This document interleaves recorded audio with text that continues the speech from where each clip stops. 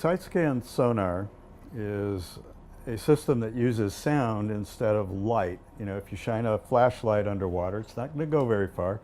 So we use sound, which travels farther in water. When we send it out sideways, much like you would aim a flashlight, and it insonifies or hits the bottom. And when there's something that will return it, other than the soft sediment, we will get a reflection back. It'll be like an echo that then presents itself on the screen.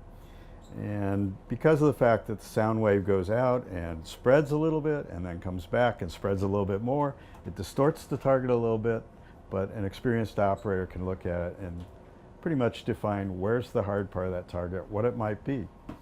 Now, if it's geology, it'll give a very hard return, but man-made objects made out of metal or most anything that's man-made will almost always give a much harder return than the geology, so we can usually distinguish it.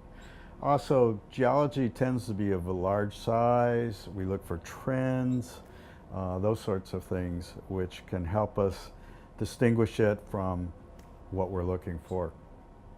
We don't use cameras initially unless we know exactly where we're going, because we're limited at how far light can travel underwater and also how far the camera can see underwater. If you put a lot of light down there, light the whole water column, the camera can't see because we get what's called backscatter, and it's like a big fog cloud in front of the camera. So we can't do that right away. The camera is very limited in the field of view. And if you think about it, you're crawling along, and what you want to look for might be right next to where the camera's going, but the camera's not going to see it. It's not like in your car where you can look out the side window and see something that's not in front of you. If it's right next to you underwater, you won't see it. And so you're only covering a very small swath. It would take a very long time to cover very much ground. So therefore we use side scan sonar, which looks out sideways, can go much, much farther and cover a very wide swath. And that way we go over much more ground quicker.